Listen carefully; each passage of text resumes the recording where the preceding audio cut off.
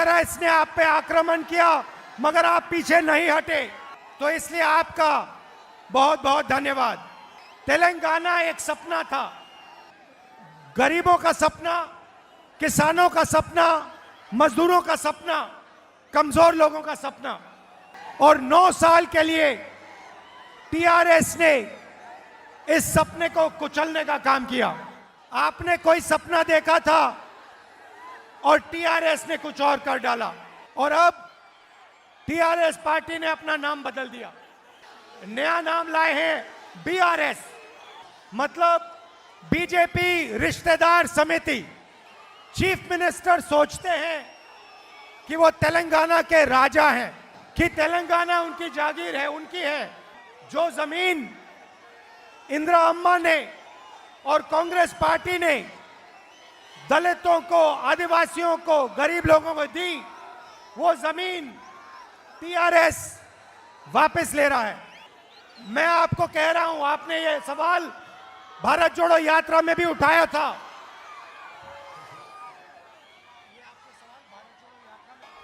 ये जमीन chief minister की नहीं है, ये जमीन आपकी है, ये आपका हक है, और ये जमीन जो आपकी है वो कांग्रेस पार्टी आपके हवाले करेगी। भ्रष्टाचार में आपके चीफ मिनिस्टर ने कोई कमी नहीं छोड़ी। कलेश्वरम प्रोजेक्ट में 1 लाख करोड़ रुपए उन्होंने लिया, छीना। धरनी पोर्टल के बारे में आपने मुझे भारत जोड़ो यात्रा के समय समझाया कि चीफ मिनिस्टर आपकी जमीन किस प्रकार से छीनते हैं। मिशन ककटिया में उन्हें जबरदस्त भ्रष्टाचार किया। समाज के हर सेक्टर को, हर सेक्टर से उन्होंने कुछ ना कुछ चोरी किया है। किसानों से, दलितों से, आदिवासियों से, युवाओं से, सबसे आपके चीफ मिनिस्टर ने धन छीना है। हमने पार्लियामेंट में बीजेपी के खिलाफ हम खड़े हुए, पार्लियामेंट में कांग्रेस पार्टी बीजेपी के खिलाफ खड़ी रही, मगर टीआरएस और आपके चीफ मिनिस्टर ने बीजेपी की बी टीम का काम किया। जब हमने किसान बिल का मुद्दा उठाया तो पार्लियामेंट में टीआरएस ने बीजेपी की पूरी मदद की। जो भी नरेंद्र मोदी जी चाहते हैं आपके चीफ मिनिस्टर उनके लिए कर देते हैं, क्योंकि नरेंद्र मोदी के हाथ में आपके चीफ मिनिस्टर का रिमोट कंट्रोल है। कांग्रेस पार्टी ने पहले वरंगल में रायतू डिक्लेरेशन किया, उसके बाद हैदराबाद में यूथ डिक्लेरेशन किया, దాని తర్వాత और आज एक आपके लिए एक ऐतिहासिक कदम उठा रहे हैं, चयुत्ता वायदा। चयुत्ता 4000 रुपए हर महीने सीनियर सिटीजन्स, विधवाओं के लिए पेंशन। ये एक और कदम है गरीबों की मदद करने का, वो हम आदिवासी भाइयों को देंगे। कुछ महीने पहले हम कर्नाटक में चुनाव लड़े, उधर भी एक भ्रष्ट सरकार थी, गरीब विरोधी सरकार थी, నిరుపేదల వ్యతిరేక ప్రభుత్వం అది। कांग्रेस पार्टी ने उस सरकार को परे कर दिया, हरा दिया। कांग्रेस पार्टी के साथ कर्नाटक में कर्नाटक का हर गरीब व्यक्ति खड़ा हो गया। एक तरफ बीजेपी और उनके अरबपति, और दूसरी तरफ कर्नाटक के किसान, मजदूर, दलित, आदिवासी, छोटे दुकानदार, माइनॉरिटीज, पिछड़े लोग सब एक साथ खड़े हो गए। और वैसे ही तेलंगाना में होने जा रहा है। एक तरफ आपके चीफ मिनिस्टर, उनका परिवार और उनके 10-15 अरबपति मित्र, और दूसरी तरफ तेलंगाना के सब गरीब लोग, दलित, आदिवासी, पिछड़े, माइनॉरिटीज, छोटे दुकानदार, किसान, मजदूर। इसीलिए तेलंगाना में भी वही होने जा रहा है जो कर्नाटक में हुआ। पहले कह रहे थे कि तेलंगाना में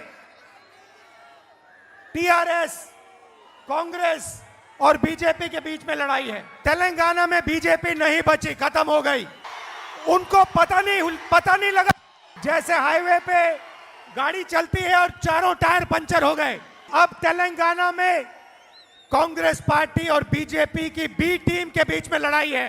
और जैसे हमने कर्नाटक में बीजेपी को हराया, वैसे ही हम यहां तेलंगाना में बीजेपी की बी टीम को हराने जा रहे हैं।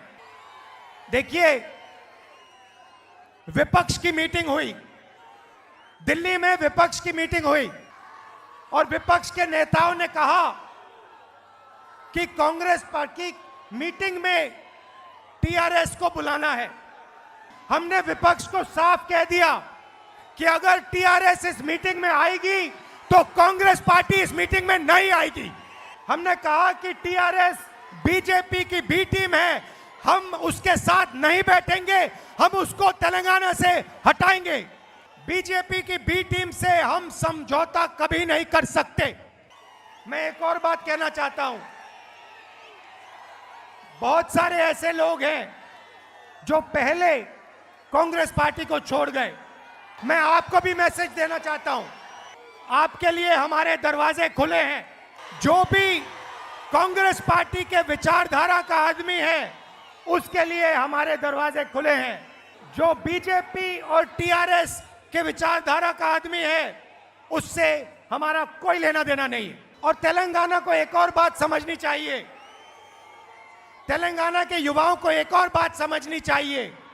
जो केसीआर जी ने भ्रष्टाचार किया, उसके कारण नरेंद्र मोदी का दबाव उन पर है। लिकर स्कैम में जो भ्रष्टाचार किया, वो सब एजेंसीज को मालूम है। इसीलिए मैंने कहा कि टीआरएस बीजेपी की बी टीम है और उन्होंने ये बात मान ली और अपना नाम बदल दिया। बीआरएस का मतलब बीजेपी रिश्तेदार समिति, और इनको हम यहां से हरा के दिखाएंगे। कांग्रेस पार्टी के कार्यकर्ताओं से कहना चाहता हूं, आप हमारी रीढ़ की हड्डी हो और आप टीआरएस को बहुत आसानी से हरा सकते हो। आप में इतनी शक्ति है, आपने कर्नाटक में अपनी शक्ति दिखाई, अब यहां तेलंगाना में अपनी शक्ति दिखाओ। दिल से आपका धन्यवाद। और एक बार फिर, आपने इतना प्यार दिया, यात्रा के समय इतना प्यार दिया, इसके लिए दिल से धन्यवाद। बीजेपी का काम नफरत फैलाना, कांग्रेस पार्टी का काम मोहब्बत फैलाना। जैसे मैंने यात्रा में कहा था, नफरत के बाजार में मोहब्बत की दुकान खोलनी है। नमस्कार, जय हिंद। नमस्कार, जय हिंद।